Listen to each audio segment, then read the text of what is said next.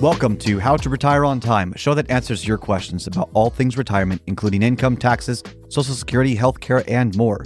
This show is an extension of the book, How to Retire on Time, which you can grab today on Amazon, or you can go to www.howtoretireontime.com. My name is Mike Decker. I'm the author of the book, How to Retire on Time, but I'm also a licensed financial advisor, insurance agent, and tax professional, which means when it comes to financial topics, we can pretty much talk about it all. Now, that said, please remember this is just a show. Everything you hear should be considered informational, as in not financial advice.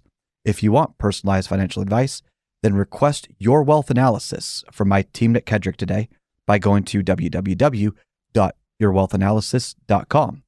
With me in the studio today is Mr. David Franson. David, thanks for being here today. Welcome. Yeah.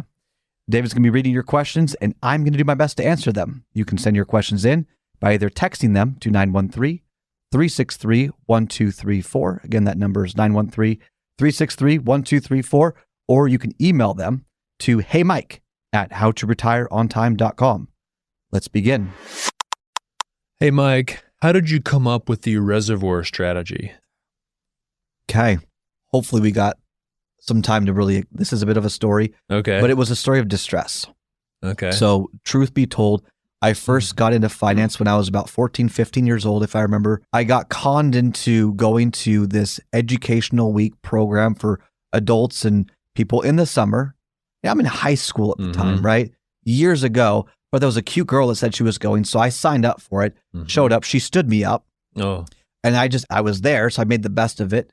And it was a lot of fun. I took religious classes. I took dance classes. I took all sorts of emotional intelligence classes. It was actually a really good time. So, thank you. I won't say her name, who stood me up. I haven't talked to her since then, but I ended up in a financial class. And usually 14, 15-year-old kids don't go to financial classes. It's not appropriate to go to a dinner seminar if you're that age group because you have no money. But this was something I paid for, so I was able to go in there. So I audit this class, and he explains the 4% rule. And he basically says, look, if stocks average over 8% year over year and bond funds specifically average 4% year over year, then if you can just earn a certain amount of money, then all you need to do is hit that money and you draw out 4% and you'll be fine. And he had all these charts and gadgets and all that stuff. And by the way, it was a very convincing argument. And he had no sales incentive. The university paid him to be there. He wasn't selling anything. He was there as more of an academic talking about how to do your personal finances. Okay. Brilliant. And I said, great. So I took the amount of income I wanted to have in retirement. I'm a teenager. I didn't really know. So I put some arbitrary number, calculated and said, all right, all I need to do is to get to that number and then I can retire. Done. Yeah. That was it, right? Life was simple. I don't need a financial professional at that point. I was all set. Yeah. Well, then years later, what I realized was maybe that wasn't as sure as possible. I found out about something called sequence of returns risk. Sequence of returns risk suggests that the sequence of the returns matter. Basically, that averages are deceptive.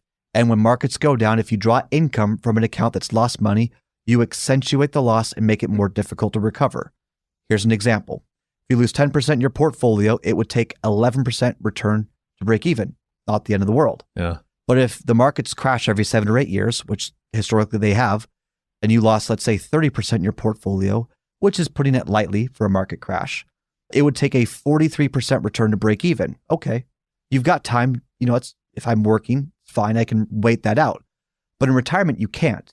So let's say I took out 4% from my loss. I'm now down negative 34%. Now it requires me to have a 50% return just to break even. That's a big deal. I'm not making 50% return in 1 or 2 years. It might take multiple years. And so then I sobered up and said, oh my gosh, well, this is a problem. Can you guess who informed me of that? It was an annuity salesperson. And I said, okay, so what's the solution? He says, buy an annuity, turn on income.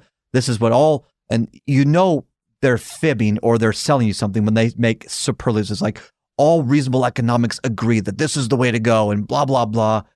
And so I said, okay, well, let's check this out. Yeah. And so then I did a really deep dive into annuities. And here's what I found out. If you want to transfer longevity risk to an insurance company, fine. But from an economic standpoint, insurance is transferring risk to the insurance company so that basically they're going to come out on top in most situations. And if you happen to live longer than most, fine, they can afford to pay that out. But it's not financially in your best interest. And then I started noticing things like proprietary indexes that basically weren't, in my opinion, designed to really make that much money. So it's almost like they were giving you false hope, letting the accounts drain down, still pay you out so they look like the hero. But then when you die, they don't have to pay the beneficiaries anything. So it's like, hold on. If I got this right, we've got one half the industry that wants to keep all of your assets at risk and hope the market doesn't crash or the markets don't go flat. And it works, but they can't guarantee it because it's the securities business. And on the other side, you've got the insurance industry trying to sell you an annuity, a turn on income for life, and that's guaranteed and you should not have to, don't ask questions. And by the way, they never talked to me as they were trying to pitch me to sell the product, because I was a financial professional at this time. They were pitching me this idea, hey, it's all fine, but they never talked about how if tax rates increase, that your net income would decrease. They never really talked to me about inflation risk. They said, oh, well, you could put on a rider and have a guaranteed cost of living adjustment. Well, yeah, but then your income starts at a lower rate. So it's like, we've got two extremes. Neither, in my opinion, really were in the best interest of the client. And then you've got the dividend portfolios, which cause people to live well below their means. You've got rental real estate, so you're basically stuck working for the rest of your life as a landlord. That's a problem. So can you see how basically I was incredibly frustrated with the industry? Economically, there wasn't a perfect solution that was out there, and it kept me up at night for many years, mind you, until I figured out one simple thing. So I ran a Monte Carlo. Monte Carlo is a fancy way to simulate probability. Ran a Monte Carlo and basically did the 4% whole bit, right? You have a portfolio and you run a Monte Carlo and you put in the average standard deviation, all these metrics in there of what average returns are over a 30-year period of time, take out 40%. It works out. It says you allegedly have a 90% or 99% probability of success, right? And then if you put in a market crash, this is what also sobered me up. You put a market crash in the Monte Carlo simulation, same 30-year average, but now you've got like a 64% probability of success. Oh, that's a problem. Right. People doing the 4% rule, many of them don't actually understand how much risk they're actually taking.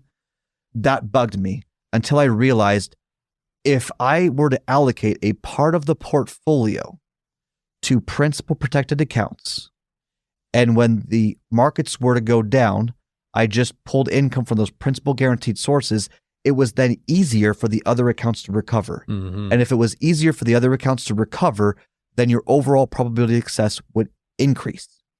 Basically, if we can get rid of greed and stop trying to be the richest person in the graveyard, and I know this sounds counterintuitive, but decrease your overall growth potential slightly, not by a lot, but slightly, you significantly decrease your overall risk or probability of outliving your money. Okay. It feels counterintuitive, but it was as simple as some of the assets need to be principal protected. And then I started exploring, well, what are the different ways we can protect assets? You've got fixed accounts, CDs, treasuries, bonds, or fixed annuities. They're all basically a guaranteed rate for a certain period of time. High yield savings kind of also would fit in that category. Or you've got index products. Index basically says if the markets go up, you participate with the upside. Markets go down, you don't lose money. And these are buffered ETFs with 100% buffer, structured notes with 100% protection, fixed index annuities as long as there's no fees associated with it, and index universal life insurance as long as you also need the death benefit. Or you shouldn't pay insurance for a death benefit you don't really need. That doesn't make any sense. And then there's other more sophisticated ways to do this. If you've got 30 million or more, we could talk about that. This is how you basically leverage irrevocable trusts into lending money so you have tax-free income. That's a whole thing unto itself. But do you see how there's so many different tools, and based on the duration and the needs of your plan, you can pick the different tools for different parts of your plan so that at any given time, if implemented correctly, you have a source of protected money that you can draw income from, allowing your other accounts to more effectively and more quickly recover. So you can sail through these market crashes that no one knows when will happen. Right. So if I'm going to restate what you said, the principal guaranteed means that it can't go backwards, right? Can't lose it. And if you are losing money in the market, so let's say, the markets go down by 30% and you take out your 4, that ultimately your account's gone down 34%. Yeah, you don't want that to happen. You're accentuating the losses. That's why it's more difficult to recover. I mean, put your portfolio in, take income out. You can do this on Excel. Look up the S&P's return from 2000 on. Oh, yeah. You're going to notice It's a sobering experience. And, if you really want to go the extra mile, put your portfolio through 2000 on, 1965 on, 1929 on, or 1906 on. Yeah. That'll sober you up real quick. It'll illuminate that there are some peaks, valleys, and long flat stretches. But we don't like to think about these things. Right. So the reservoir strategy came about because I was unsatisfied with what the industry was trying to tell me to sell. And I said, I can't sell things that I can't get behind. Yeah. And I can mathematically prove that there is a lower probability of success for that strategy by itself than I'm comfortable doing. Mm-hmm. And my job is to help people put a proper plan together and to sustain that for the next 30 plus years. I'm 37 years old. So I've been doing this over a decade, and I've got another 3 decades to go before I would want to retire, or at least consider it. Yeah. And so I had to have something that I could sleep well at night and not worry about my clients. And so that's where the reservoir strategy came in. It was a dissatisfaction, calling BS on the industry, saying this isn't good enough. Yeah. And if you notice, by the way, the reservoir strategy complements all income strategies out there. So you can do the 4% rule if you want. You can do the dividend portfolio if you want. You can do all, but you need the reservoir to get you through market crashes. Yeah. The trick is, how do you fund that? You got to put a plan together first. Then you got to explore the strategies to help find efficiencies and get more out of your money. Then you put together the portfolio and determine how much goes to the reservoir, how much goes to everything else.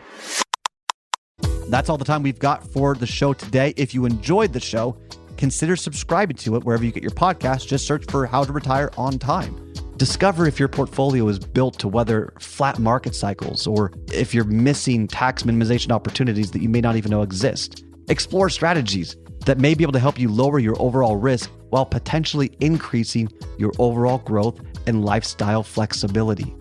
This is not your ordinary financial analysis. Learn more about Your Wealth Analysis and what it could do for you, regardless of your age, asset, or target retirement date. Go to www.yourwealthanalysis.com today to learn more and get started.